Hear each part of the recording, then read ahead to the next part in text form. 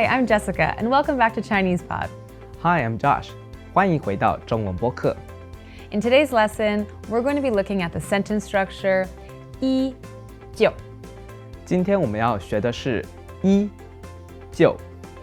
So this sentence structure teaches us how to say, once I do this, then I do that. Or once this action happens, then this action follows. 当一件事情发生后，另一件事情很快地发生，我们会说依旧。So this 依旧 is very important, and it implies that once one action is finished, the other action almost immediately follows, correct? Yes. Great. It's so useful for talking about your habits or even just talking about what you did in that day in general. So for example, 我一看书就想睡。Okay, so we can say, as soon as I start reading a book, I just want to fall asleep. Great. All right, so let's get started. All right, so why don't we have a little example about traveling? Where do we want to go, Josh? How about Japan? Yeah, let's do it. Japan, 日本。他一到日本就得说日文。Okay, so as soon as he arrived, or as soon as he got to Japan, he needed to speak Japanese. Yes. Is that true? I would say, I think for the most part, yes. I think a lot of people in Japan are not so used to speaking English. So when I went, it would have definitely been beneficial had I been able to speak some Japanese, for sure. Let's have another example, maybe about something that we do daily.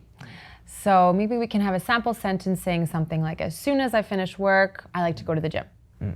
我们可以说我一下班就去健身房。Okay, great. So as soon as I finished work, I went to the gym. So here I'm using it almost as a past tense thing.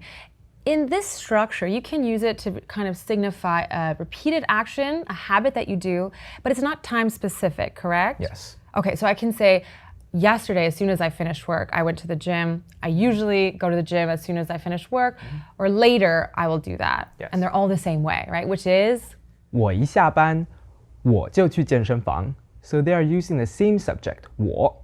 How about we can try this sentence structure with different subjects? Yeah, it's a great idea. Why don't we use a non-human thing, right? Like an object. Why don't we try an alarm clock? 闹钟 闹钟, right? Great. So maybe we want to say, as soon as my alarm clock rings, I wake up. 闹钟一响我就醒来。 Okay, so as soon as the alarm rings, changing the subject here from alarm to me, I wake up. Yeah. Excellent. Let's have another example where maybe we're at work and we're talking to our colleagues and the boss isn't around. What's something that we can say? 老板一来大家就不聊天了。 Okay, so as soon as the boss comes, everyone, so here we're going boss to everyone, changing those subjects, everyone stops chatting. Yeah, 大家就不聊天了。 Accurate. Another example could be 我一跟前女友分手她就交新的男朋友了。 Okay, so here we're saying, as soon as I broke up with my ex, or as soon as we broke up, my ex-girlfriend immediately went and found a new man.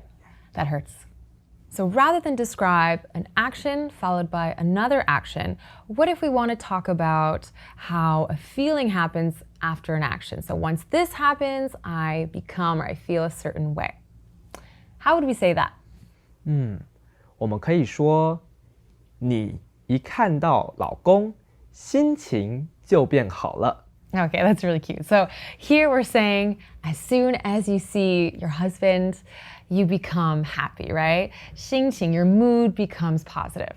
You feel good. Why don't we just look at some simple examples now, go through it just to really drive home that 依旧 structure that we have. 我们可以说哥哥一回家我就不能看电视了。 Okay, so as soon as Big Brother comes home, I can't watch TV. So we're switching the subjects here again, as we previously discussed. Big Brother to me. As soon as Big Brother comes home, I cannot watch TV anymore. Why can't I watch TV anymore? 哥哥一回家就看电视。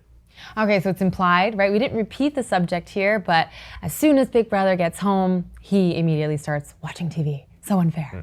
Okay. 所以我们可以说哥哥一回家就看电视，所以我就不能看电视了。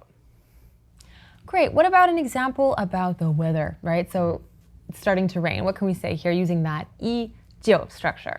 我们可以说，我一出门就下雨了。Okay, so as soon as I leave, it immediately starts raining. And here that it subject doesn't really exist in Chinese, right? We wouldn't say 天气下雨. 天气下雨了。 Sounds a bit weird. Yeah, it is. Wouldn't say it. So it's implied, we would just say 下雨,就下雨. And how about now we're on our commute to work? What's something that we might hear? So for example, if you're on the subway, Okay. 在地铁站里， Okay. In the subway station, what's something we might hear? 我们可能会听到，一发现可疑的人，就要马上告诉警察。Okay, so you might hear on the intercom, as soon as you see a suspicious looking person, immediately report it to the authorities or report it to the police. Yes. Great. Okay, so I don't know, what is a suspicious looking person? Maybe it look like this. Like this. Okay, like a cat. All right, so if you see someone and it's not Halloween and they're dressed as a cat, report them. 所以我们说，在地铁站里，一发现可疑的人，就要马上告诉警察。 So now that we finished today's lesson, maybe Josh, you can tell us what's the most important thing that we want our viewers to retain from this 依旧 structure. The point is that 当一件事情发生后，另外一件事情很快地发生。 Okay, so remember that we're talking about once one thing happens, another thing almost immediately follows. So it can be a feeling or an action, but the important part is that it's happening right after, right? 大家可以在下面的留言处留言，用依旧的句型分享你们的生活习惯。So for example, 我一起床就喝咖啡。 Absolutely. We would love to learn more about you, so please feel free to leave those sentences in the comments below. Goodbye, everyone. 再见. 下次见，拜拜。 Introducing Chinese Pod Recap, the app with fast summary lessons. How much time do you have?